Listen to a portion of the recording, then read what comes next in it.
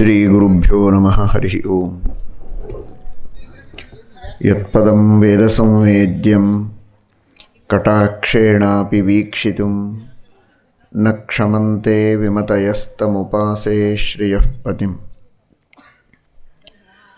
मयि स्थितो मदङ्गेषु स्वतन्त्रो व्याप्तवान् हरिः स विष्णुश्चास्वतन्त्रं मां स्वेच्छया वर्तयत्यजः।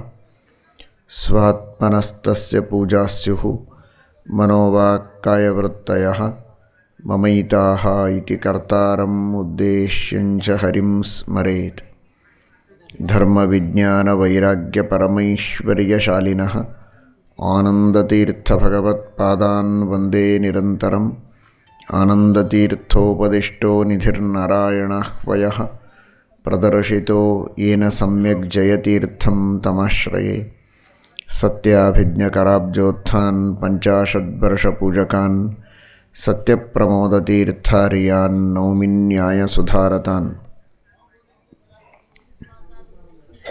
आपल्या मध्वसिद्धांतामध्ये दोन गोष्टी अत्यंत मुख्य आहेत. सगळ्यांना वैष्णव बंधूंना माहीत आहेत. हरी सर्वोत्तम आणि वायू जीवोत्तम. ह्याच्याबद्दल हरी सर्वोत्तम आणि वायू जीवोत्तम ह्याची घोषणा सर्वदा चालू असते. अत्यंत जल्लोषाने सर्व हरी सर्वोत्तम वायू जीवोत्तम म्हणतात. फार आनंदाची गोष्ट आहे. परंतु त्याच्याबद्दल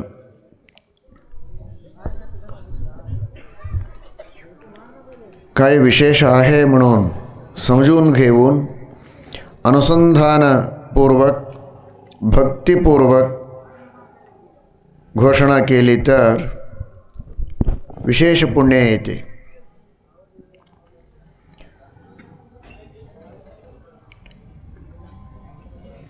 हरी सर्वोत्तम वायू जीवोत्तम. का हरी सर्वोत्तम आहे?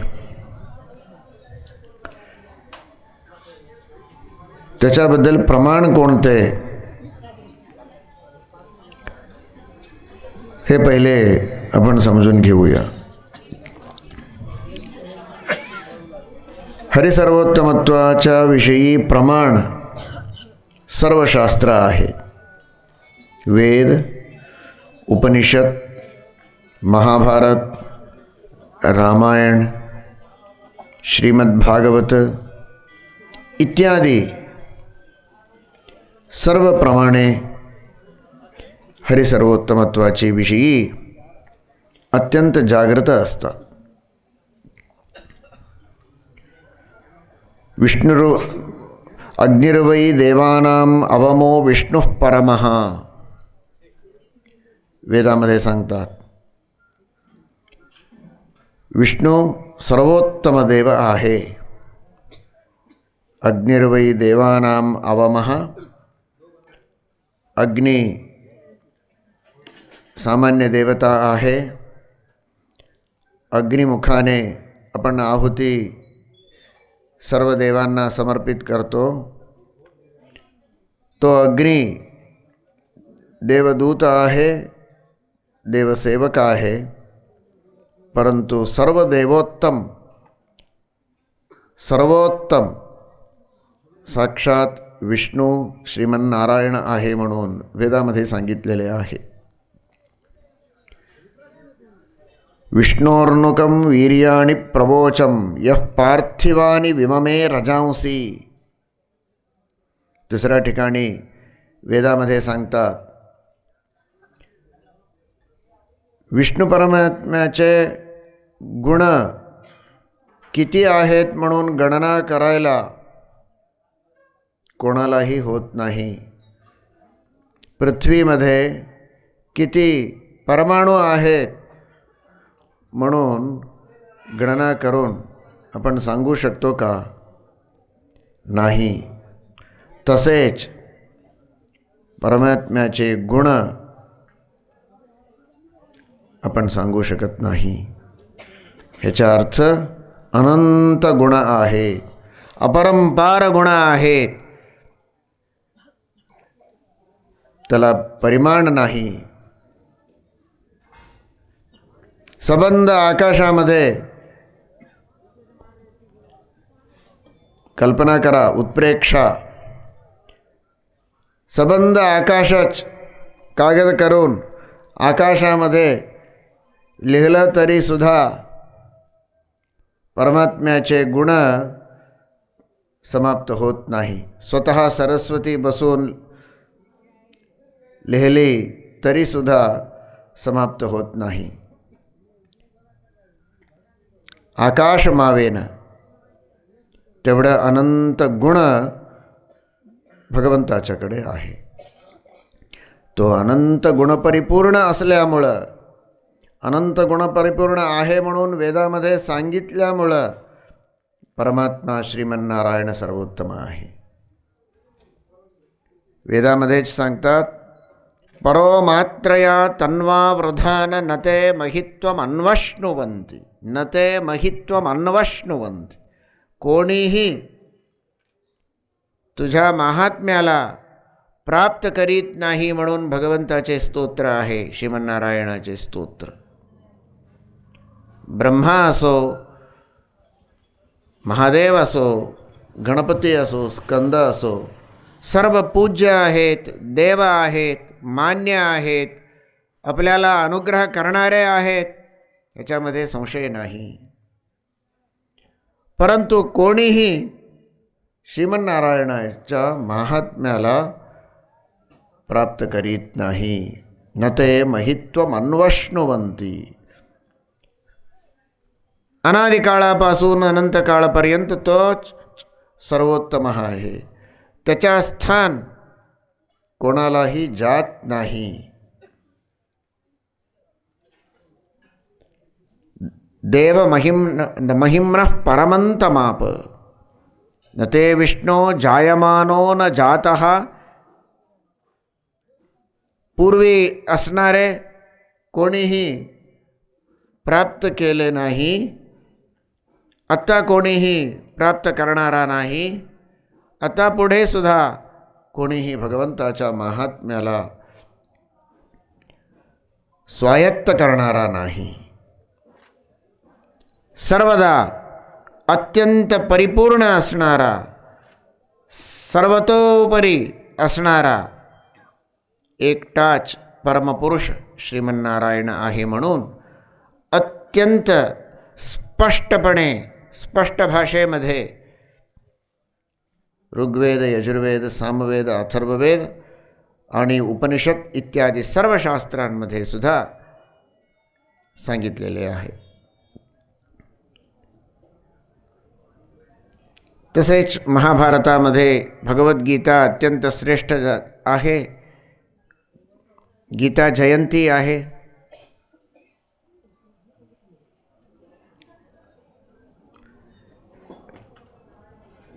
गीता जयंती झाली. सर्वोत्तम शास्त्र आहे गीता. भारतम सर्वशास्त्रेषु भारते गीतिका वरा. सबंध शास्त्रामध्ये श्रीमन महाभारताचे स्थान अतिशय श्रेष्ठ आहे. महाभारतामध्ये सुद्धा श्रीमद भगवद्गीताचे स्थान अतिशय श्रेष्ठ आहे. त्या भगवद्गीतेमध्ये मत्तः परतरम नान्यत् किंचिदस्ति धनंजय म्हणे श्रीकृष्ण परमात्मा. मत्तः परतरम नान्यत् किंचिदस्ति धनंजय. माझ्यापेक्षा उत्तम वस्तू प्रपंचामध्ये कोणीही नाही, उत्तम व्यक्ती कोणीही नाही. सर्व माझे अधीन आहेत, अस्वतंत्र आहेत. माझे प्रेरणेनुसार सर्व वागतात. मीच स्वतंत्र आहे. म्हणून स्वयं श्रीकृष्ण परमात्म्यांनी सांगितलेले आहे. कोणीही असं सांगणारे आहेत की संसारामध्ये सर्व आपण परमात्म्याचे अधीन आहोत, परंतु एकदा आपण मुक्त झालो तर परमात्म्याचे समान होणार आहोत. इक्वल स्टेटस आपल्याला मिळते त्यावेळी. परंतु महाभारतामध्ये सुद्धा श्रेष्ठ असलेली भगवद्गीता, या श्रेष्ठ असलेले विष्णू सहस्रनाम ह्याला संमती देत नाही. विष्णू सहस्रनामामध्ये सांगतात, मुक्तानां परमागतिः. मुक्त असणाऱ्यांना सुद्धा परमात्मा नियामक आहे. तोच गती आहे भगवंत, उद्धार करणारा. अज्ञानां ज्ञानदो विष्णुः ज्ञानिनां मोक्षदश्च सः आनंददश्च मुक्तानां स एवैको जनार्दनः. अज्ञानी असणाऱ्यांना ज्ञान देणारा, ज्ञानी असणाऱ्यांना मोक्ष देणारा, मोक्षामध्ये सुद्धा आनंद अनुभवात येऊन देणारा, आणून देणारा साक्षात स्वयं परमात्मा आहे. मुक्त झाल्यावर सुद्धा भगवंताची कृपा आपल्यावर अत्यंत आवश्यक आहे. वेदामध्ये सुद्धा स्पष्ट आहे, पुरुषसूक्तामध्ये, उतामृतत्वस्य ईशानः. अमृतत्व म्हणजे मुक्त जीवसमुदाय. सर्व मुक्तांना भगवंत नियामक आहे म्हणून वेद, उपनिषद, गीता, विष्णू सहस्रनाम सगळ्या ठिकाणी सांगितलेले आहे. भारतीय सर्व हिंदू धर्माचे जे ग्रंथ आहेत, श्रेष्ठ असे ग्रंथ, मोठे मोठे ग्रंथ, वेद, महाभारत इत्यादी, त्या सर्व ग्रंथांमध्ये श्री विष्णू सर्वोत्तमत्व प्रतिपादित आहे. त्यासारख्या सिद्धांताला आपण अनुसरण करीत आहोत म्हणून आपल्याला अत्यंत स्पष्ट निश्चय ज्ञान असायला पाहिजे. आणि धैर्य. ज्या तत्वाची उपासना आपण करीत आहोत ते तत्व अत्यंत प्रामाणिक आहे, प्रमाणसिद्ध आहे, परंपरागत आहे, संप्रदाय सिद्ध आहे. ऋषी संप्रदाय, मुनी संप्रदाय, देव संप्रदायाने सिद्ध आहे. अभिमान असायला पाहिजे. धैर्य, शुद्ध ज्ञान आणि अभिमान, त्याच्याबरोबर गर्व सुद्धा असायला पाहिजे.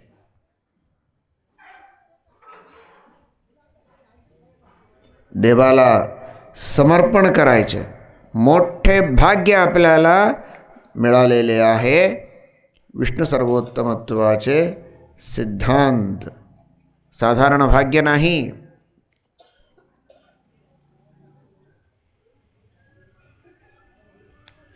फार मोठे भाग्य. तत्रापि जन्मशतकोटिषु मानवत्वं, तत्रापि जन्मशतकोटिषु ब्राह्मणत्वं, तत्रापि जन्मशतकोटिषु वैष्णवत्वं, तत्रापि जन्मशतकोटिषु मत्परत्वं.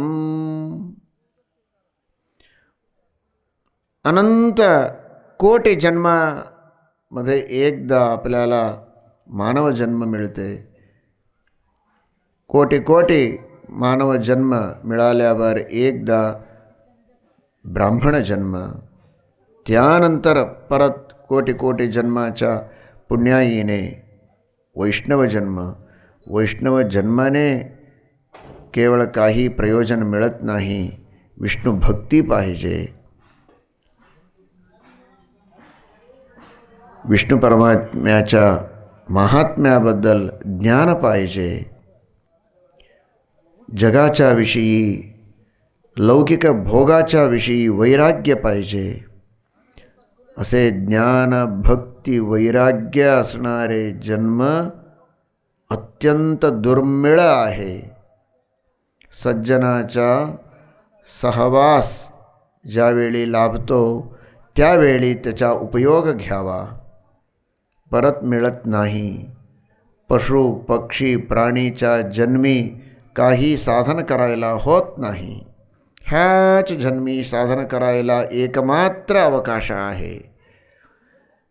एकमेव अद्वितीय अशा जन्मी आपण साधन करूया. साधन न करता व्यर्थ कालयापन करणे योग्य नाही.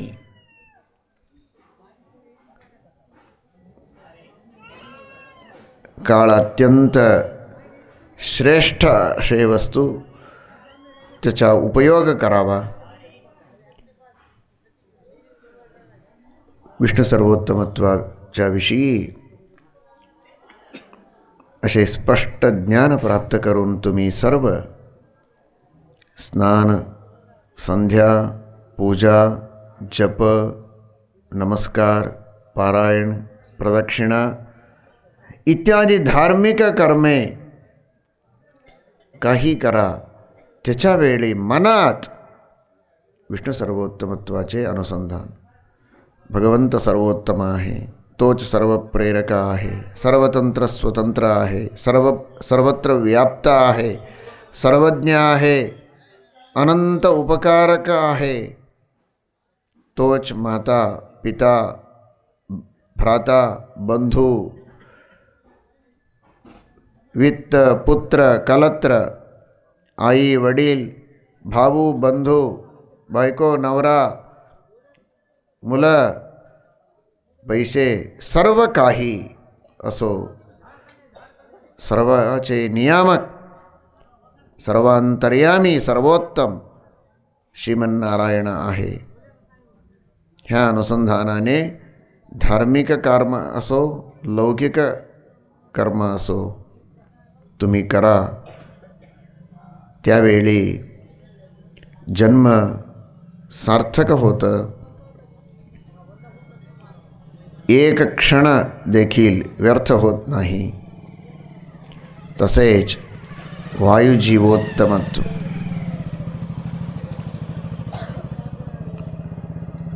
काल आणि आज तुम्ही सुमध्विजयाचे तत्व, सुमध्विजयाच्या विषयी गोपीनाथाचार्याकडून ऐकलेले आहात. त्याच्यामध्ये मध्वाचार्यांच्या चरित्र सांगितलेले आहे. मध्वाचार्य, भीमसेन आणि हनुमंत 3 अवतार आहेत. 3ही अवतार सर्वज्ञ आणि जीवोत्तम आहे. आपले मूलगुरु श्रीमन्मध्वाचार्य हनुमंताच्या, भीमसेन देवाच्या अवतार आहे. सर्वज्ञ आहेत, परमात्माचे अधीन, स्वतंत्र नाही, परतंत्र आहेत, परंतु जीवोत्तम आहेत, सर्वज्ञ आहेत. सर्व शास्त्र त्यांना बुद्धिगत आहे. मुखोद्गत नाही, केवळ बुद्धिगत आहे. आत्ता नाही, अनादिकाळापासून, अनादिकाळापासून अनंत वेद बुद्धिगत आहे. महाभारत, रामायण, पंचरात्र इत्यादी. पंचरात्र म्हणजे साधारण ग्रंथ नाही, 100 कोटी श्लोक आहेत त्याच्यामध्ये. महाभारतामध्ये 1,00,000 श्लोक आता उपलब्ध आहेत. वस्तुतः 60 लाख आहेत, परंतु आता मनुष्य लोकामध्ये 1,00,000 आपल्याला उपलब्ध आहे असो, परंतु महाभारताचा त्या मोठा ग्रंथ आहे आपल्या हिंदू धर्मामध्ये, परंतु त्याच्यापेक्षा अत्यंत मोठा ग्रंथ म्हणजे पंचरात्र. उत्तम ग्रंथ महाभारताचा आहे, परंतु श्लोकाच्या संख्येमध्ये मोठा ग्रंथ म्हणजे पंचरात्र. 100 कोटी श्लोक आहेत. सर्व केवळ विष्णू सर्वोत्तमत्वाचे प्रतिपादक आहेत, विष्णू महात्म्याचे प्रतिपादक आहेत. पंचरात्र संपूर्ण मुखोद्गत आहे श्रीमन्मध्वाचार्य. पंचरात्रामध्ये 100 कोटी श्लोकामध्ये जे काय तत्व सांगितलेले आहे त्याचा संक्षेपच श्रीमद भगवद्गीता आहे. आपल्याला आता दुःख करायची गरज नाही.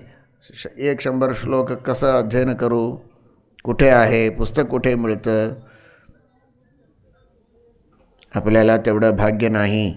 थोडं थोडं उपलब्ध होतात, परंतु एक समाधान आहे, सर्व पंचरात्राचा विषय भगवद्गीतेमध्ये संक्षिप्त रूपाने श्रीकृष्ण परमात्म्यांनी आपल्यावर अनुग्रह करायला सांगितलेले आहे. भगवद्गीतेचे अध्ययन केला तर बस पुरे.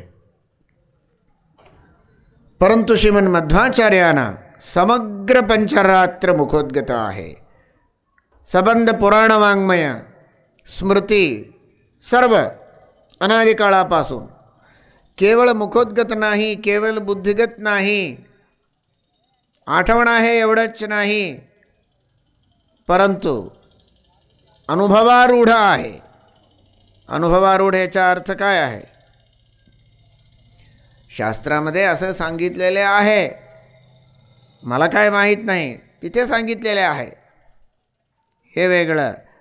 माझ्या अनुभवाला येते, मला साक्षात्कार झालेला आहे, हे वेगळं आहे.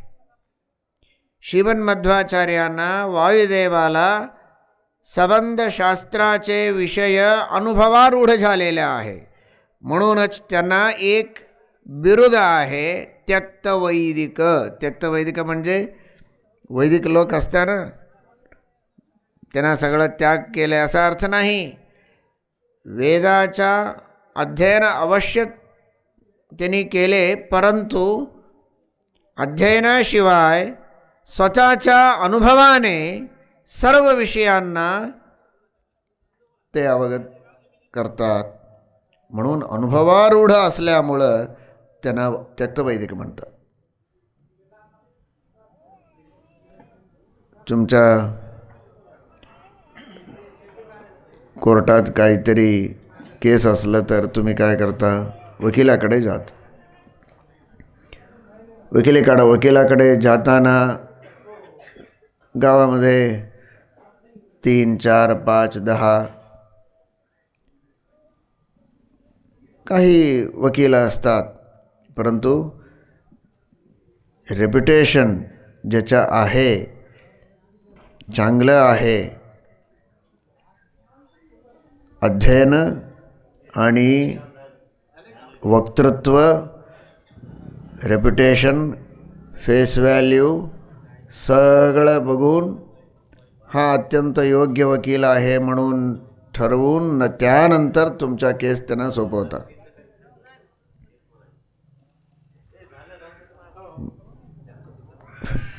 इथे बघा, तसेच काहीतरी अनारोग्य, रुग्णता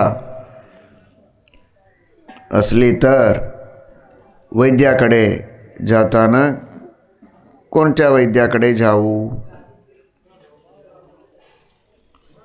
विचार न करता कोणीही जात नाही, विचार करून जातात. हस्तगुण ज्याचा चांगला आहे, ज्याचा अध्ययन चांगला आहे, ज्याच्याबद्दल नाव चांगलं आहे गावी, हे सगळं विचारून त्यानंतर वैद्याकडे जातील. इथे आपण सुद्धा आता सर्व आरोग्याने आहोत, परंतु आपल्याला एक रोग आहेच, संसार. संसारच फार मोठा रोग आहे. काम, क्रोध, लोभ, मोह इत्यादी दोष रोगासारखे आपल्याकडे सर्व काळ आहेतच.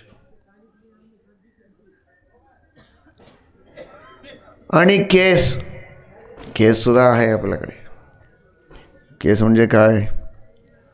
सिव्हिल केस का क्रिमिनल केस? दोनही आहे.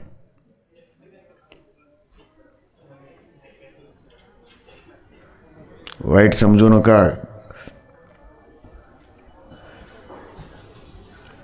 अनादिकाळापासून ह्या जन्मी, पूर्वजन्मी, त्याच्या अगोदर, पूर्वजन्मी, अनादिकाळापासून अनंत अपराध आपल्याकडून घडलेले आहे. एक नाही, दोन नाही, इन्फिनिट, अनंत अपराध झालेले आहे. अपराध म्हणजे काय? क्राइम्स. तर काय झालं? क्रिमिनल केसेस आहे. आपल्या नावाने एक नाही, दोन नाही, अनंत क्रिमिनल केसेस फाईल झालेले आहे. चित्र आणि चित्रगुप्त यमदेवाकडे फाईल करून ठेवलेले आहे. काय करू? कोणत्या वकिलाकडे जाऊ? आपल्याबद्दल आपल्या पक्षाने वाद मांडून जिंकून खेळणारा कोण आहे?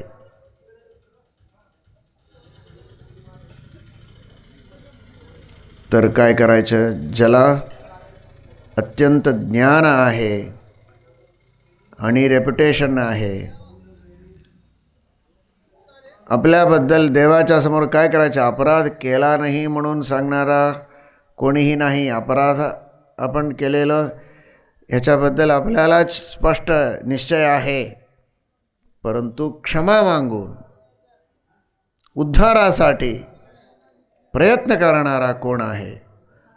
संसार बंधातून मुक्त करणारा कोण आहे? ह्याच्यासाठी आपल्याला वकील पाहिजे. तो कोण आहे? वायुदेवा आहे. अनंत ज्ञान आहे वायुदेवाला. आपल्या कर्माबद्दल ज्ञान आहे. तोच वायुदेव कर्म करवतो. त्याला ज्ञान नाही तर कोणाला आहे? सर्व कर्म कर्ता, सर्व कर्म कारयित्रा. भगवान वायुदेवच आपल्याकडून कर्म करवून घेतो. वायुदेवांना अत्यंत परिपूर्ण असे ज्ञान आहे कर्माबद्दल. अपराध काय आहेत आणि गुण सत्कर्म काय आहेत, दोनही त्यांना माहीत आहे. तो भगवंतासमोर थांबून ते सांगतात आपल्याबद्दल, दीनं दूनं अनाथं शरणागतं त्वदधीनं येनं उद्धर इति विज्ञापनकर्तॄणाम. हा जीव तुझ्या समोर आलेला आहे, अत्यंत दीन आहे, दुःखित आहे, अपराधी आहे, तरी देखील शरणागत आहे. शरणागत रक्षक आहे तू. शरणागत रक्षक असे बिरुद आहे तुला. शरणागत रक्षक असल्यामुळं तुझे कर्तव्य आहे अवश्य ह्याचा उद्धार करावा. भगवंताला सगळं माहीत आहे, परंतु वायुदेवाचा रेकमेंडेशन पाहिजे. तो एक नियम आहे भगवंताच्या सरकारामध्ये. त्या मार्गाने गेलं तरच परमात्मा उद्धार करतो. म्हणून प्रत्येक जीवासाठी वायुदेवाचा उपकार किती आहे समजून घ्या. फक्त कथा नाही, तत्व आहे. राघवेंद्र स्वामी म्हणतात प्रातःसंकल्प गद्यामध्ये, दीनम दूनम अनाथम. हनुमंताची मूर्ती तुम्ही पाहिलात कशी असती मूर्ती? हात जोडून देवाच्या समोर सर्वदा हनुमंत प्रार्थना करीत असतो. त्या प्रकारे हनुमंताची मूर्ती कशाला असते म्हणजे हेच कारण आहे. प्रत्येक जीवासाठी प्रार्थना करावा लागते. दीनम दूनम अनाथम शरणागतम येनम उद्धर इति विज्ञापनकर्तृणाम. हा जीव एक आहे, देवदत्त, यज्ञदत्त, ब्रह्मदत्त. एक एक जीवाचा नाव घेऊन ह्याचा उद्धार कर म्हणून प्रार्थना करतो वायुदेव. तर त्याला वेळच मिळत नाही वायुदेवांना. एका जीवासाठी एकदा नमस्कार केला, परत हात खाली करायला जातात, दुसरा जीव येतो, तिसरा. जीव किती आहेत? अनंत आहेत, वेळच मिळत नाही. म्हणून हनुमंताची मूर्ती कसे असते? हात जोडूनच असते सर्वदा. खाली करायला वेळच मिळत नाही. वेळच मिळत नाही म्हणजे कारुण्य किती आहे? मूर्ती म्हणजे मूर्ती नाही, मूर्ती जड आहे, मूर्तीचा हनुमंत नाही. वेदव्यास भगवान ब्रह्मसूत्रामध्ये सांगितलेले आहे, न प्रतीके नाही सहा. प्रतीकच परमात्मा नाही, प्रतीकच देव नाही. प्रतीक उपासनासाठी एक केंद्र आहे, त्याच्यामध्ये भगवंताचे, वायुदेवाचे आणि इतर देवाचे सन्निधान असते. परंतु अंतर्यामी होऊन असणाऱ्या देवांच्या कार्याप्रमाणे त्या मूर्तीची भंगी असते. वायुदेवाचे कार्य समर्पणाचे कार्य, प्रार्थनाचे कार्य आहे, म्हणून त्या भंगीने मूर्ती आहे. एवढा उपकार आहे. सर्वेंद्रिय प्रेरक आहेत वायुदेव. एक एक इंद्रियाला एक एक नाव आहे. चक्षुः, चष्टे इति चक्षुः. संस्कृतामध्ये चक्षुः बोलतात, आँख. श्रोत्र बोलतात, कान. एक एक इंद्रियाला एक एक नाव आहे, परंतु सर्व इंद्रियांना मिळून एक नाव आहे, प्राण. का? कारण काय आहे? उपनिषद सांगते, ऐतरेय उपनिषद, एक एक इंद्रियाला एक एक प्रत्येक नाव असून सुद्धा सर्व इंद्रियांना एक प्राण असे नाव कशाला आलं? म्हणजे सर्व इंद्रिय प्राणप्रेरित आहेत. मुख्य प्राण वायुदेव मुख्य प्राणाने प्रेरित होऊन सर्व इंद्रिये काम करतील, म्हणून सर्व इंद्रियांना एकूण प्राण असे एक नाव आलेलं आहे. तर बघा वायुदेवाचे महत्त्व किती आहे.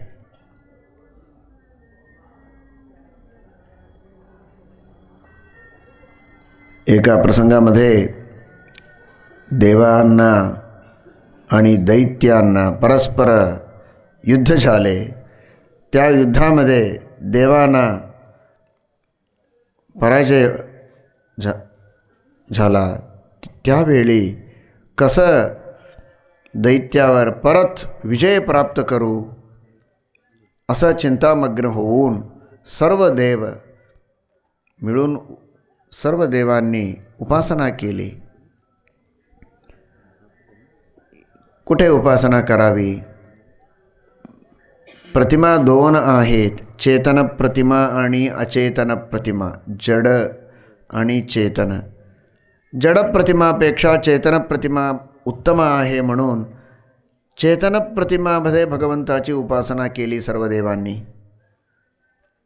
अग्नीमध्ये दैत्यांना माहीत झालं, हो देवानी सर्व देव उपासना करीत आहेत, जर उपासना संपन्न झाली तर आपला पराभव निश्चित आहे, तर त्याला विघ्न करू म्हणून ते सर्व आवून अग्नीला दूषित केले. प्रतिमा अग्निदेव ज्यावेळी दूषित झाला, दोषयुक्त झाला असुरामुळं, तिथे उपासना केली तरी सुद्धा ह्यांना विजय मिळाला नाही. असेच एक एक देवामध्ये उपासना करीत गेले, त्या त्या देवांना दूषित करून करीत गेले दैत्य, उपासना सफळ झाली नाही. शेवटी सर्व देव मिळून वायुदेवामध्ये उपासना करतात. त्यावेळी परत सर्व दैत्य एकत्रित होऊन वायुदेवाला दोषयुक्त करायला, वायुदेवावर आक्रमण करायला, वायुदेवाला अशुद्ध करायला महाप्रयत्न करतील, परंतु सर्व प्रयत्न व्यर्थ होतात, काही होत नाही. वायुदेव शुद्धच असतो. त्यावेळी वायुदेवामध्ये देवांनी उपासना केली आणि विजयसुद्धा त्यांना मिळाला. उपनिषदमध्ये आहे हा विषय. वायुदेवाच्या विषयी कोणीही एक वायुदेव भक्तांनी कल्पना करून ग्रंथ लिहिलेले नाही. अपौरुषेय उपनिषदमध्ये हा विषय अत्यंत स्पष्टपणे सांगितलेला आहे. तर वायुदेव अत्यंत श्रेष्ठ देव आहे, देवोत्तम आहे, जीवोत्तम आहे. म्हणून प्रतिनित्य सर्वोत्तम असणारा विष्णूचे स्तोत्र विष्णू सहस्रनाम, जीवोत्तम असणारा वायुदेवाचे स्तोत्र वायुस्तुती, त्यांचे पारायण करा. भक्तीने अनुसंधान करीत करीत पारायण करा. सर्व इष्टार्थ सिद्धी होते, ह्याच्यामध्ये काही संशय नाही. पवित्र गंगा तीरामध्ये गोदावरीच्या काठी तुम्ही आहात, इथे परमभाग्य आहे. परंतु श्रीमन्मध्वाचार्यांच्या शास्त्राच्या अध्ययन करणे त्याच्यापेक्षा मोठं भाग्य आहे. का म्हणजे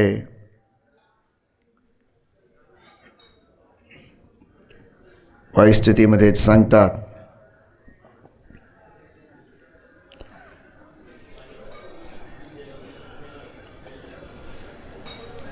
वंदे मंदाकिनी सत्सरिदमल जलासेक साधिक्य संगम.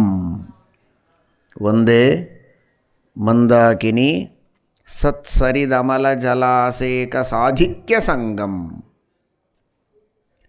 वायुदेवाचा सहवास, वायुदेवाच्या शास्त्राचे अध्ययन, त्याच्याने आपल्याला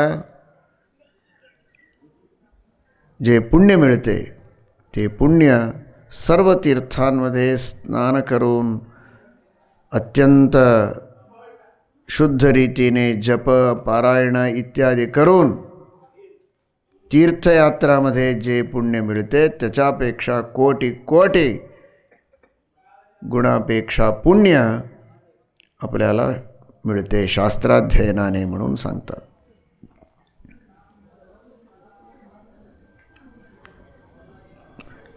गोदावरी स्नानसुद्धा अवश्य करा. संध्यावंदन, गायत्री जप, सूर्यांतर्गत नारायणाची उपासना, त्याच्याबरोबर सच्छास्त्राचे अध्ययन. ज्याप्रमाणे आत्ता 2 दिवस इथे उपन्यास केले विद्वान येऊन, तसेच दर महिना इथे विद्वान येऊन कमीत कमी 3 दिवस उपन्यास करतील. अवश्य तुम्ही ह्याच संख्येमध्ये येऊन उपन्यास ऐकून श्रीमन्मध्वाचार्यांच्या भगवद्गीतेच्या, उपनिषद, वेद, महाभारत, रामायण इत्यादीच्या विषयी स्पष्ट शुद्ध असे ज्ञान प्राप्त करून भगवंताचा अनुग्रह प्राप्त करून घ्या. हरये नमः. श्रीकृष्णार्पणमस्तु.